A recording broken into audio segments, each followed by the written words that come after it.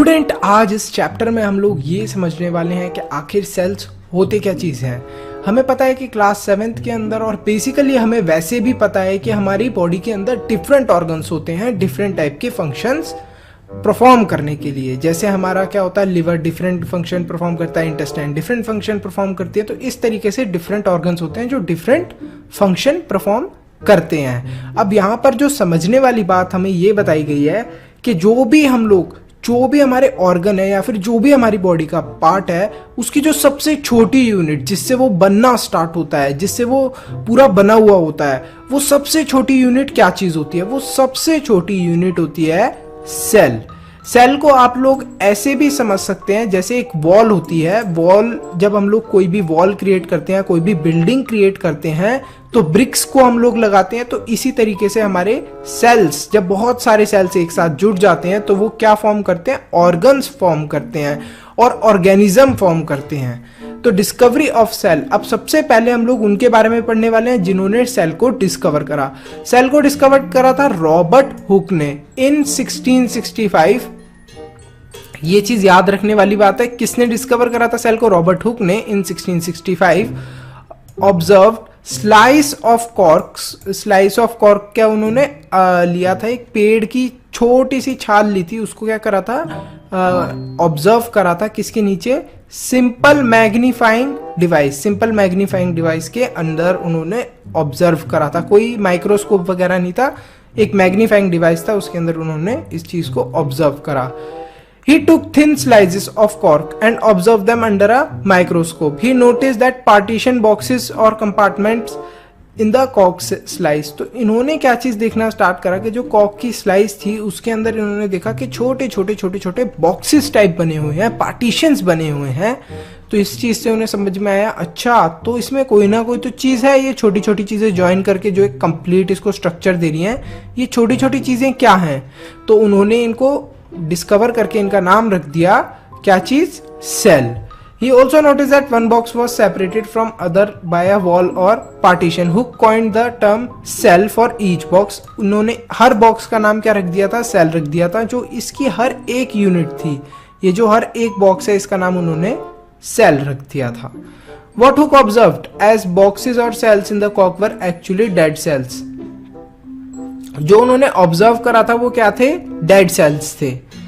Sales of living organism would be observed only after the discovery of improved microscope. जब हमारा improved microscope की क्या हुई?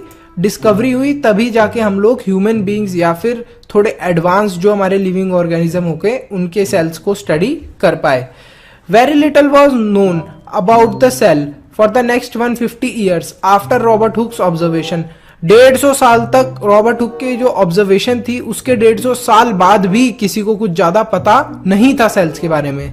Today we know a lot about cells. हमें बहुत सारी चीजें पता है सेल्स के बारे में, उनके स्ट्रक्चर के बारे में, उनकी फंक्शन के बारे में, because of improved microscope having high magnification. तो जो हमारे अब वाले माइक्रोस्कोप्स हैं उनकी बहुत ज्यादा अच्छी मैग्निफिकेशन है, इस वजह से हम लोग सेल्स के बारे में अच्छे से डिटेल के अंदर पढ़ सकते हैं।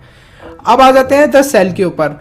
Both brick in a building and cell in the living organism are basic structural unit. Basic structural unit of हमारे जो लिविंग ऑर्गेनिज्म है उनका क्या होता है? सेल होता है। बेसिक स्ट्रक्चरल यूनिट का मतलब क्या है? जो हम लोग कभी भी कोई भी बिल्डिंग बनाना स्टार्ट करते हैं, कोई भी वॉल बिल्ड करना स्टार्ट करते हैं, तो हम लोग एक एक ब्रिक लगा के वो पूरी वॉल को बनाते हैं। इसी तरीके से जब बहुत सारे सेल्स कनेक्ट होकर एक ऑर्गेनिज्म को या फिर एक ऑर्गन को बनाते हैं तो हम लोग उसको क्या बोल देते हैं कि ये सेल्स हैं। और ये सारी चीजें क्या होती हैं? बेसिक स्ट्रक्चरल यूनिट, मतलब स्टार्ट करने वाली चीज। द बिल्डिंग्स दो built of similar bricks have different design, shapes and sizes. Similarly in the living world, organism differ from one another but are made up of cell. Cell in the living organisms are complex living structure unlike non-living bricks. तो यहाँ पर क्या बताया गया है कि जैसे buildings हमने देखी हैं कि बहुत डिफरेंट टाइप की शेप की बिल्डिंग्स होती हैं।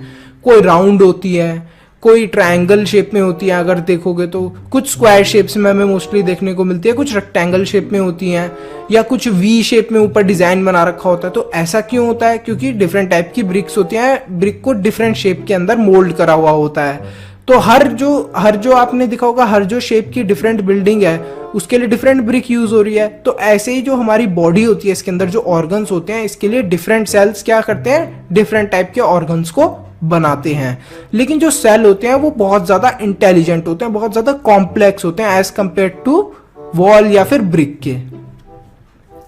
अब यहां पर आपको देखो दिखाया हुआ है, ये ब्रिक की वॉल दिखाई गई है और एक ये अनियन की पील। इससे आपको समझ में आ गया होगा कि बहुत सारी छोटी छोटी ब्रिक्स की जुड़कर कनेक्ट होकर क्या बना रही है, छोटी छोटी ब्रिक्स एक बहुत बड़ी वॉल बना रही है।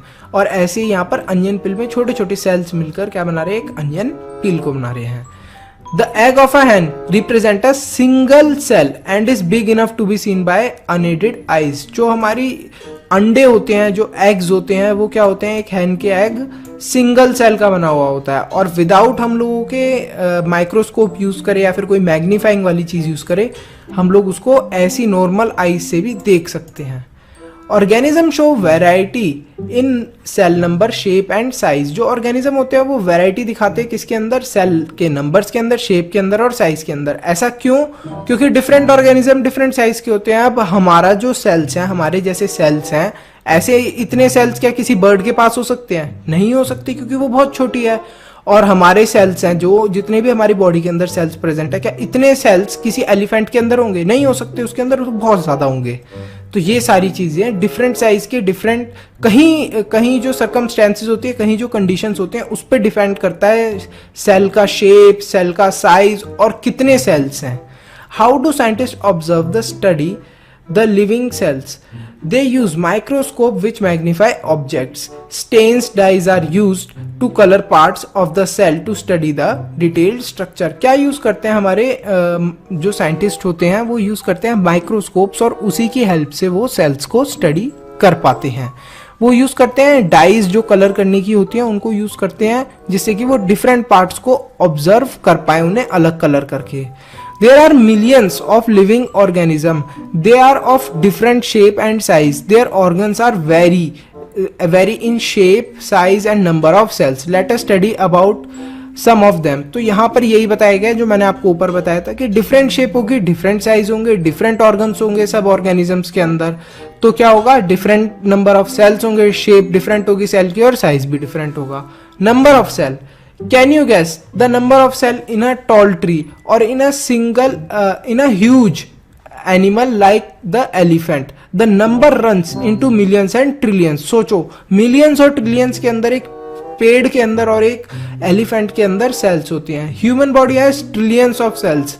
ह्यूमन बॉडी के अंदर भी क्या होते हैं, ट्रिलियंस ऑफ सेल। अब यहाँ पर फिर कोई आपको एग्जैक्ट अमाउंट कि भैया इतने 10 सेल है हमारी बॉडी के अंदर, 10,000 सेल है, 50,000 सेल है, ऐसे कोई भी आपको फिक्स अमाउंट नहीं बता सकता। इसलिए नहीं बता सकता, हर ह्यूमन बीइंग की शेप डिफरेंट होती है, साइज डिफरेंट होता है, कोई मोटा होता है, कोई पतला होता है, कोई छोटा होता है, कोई लंबा होता है। तो इस वजह से सेल्स भी उसके अंदर ज्यादा और कम हो सकते हैं।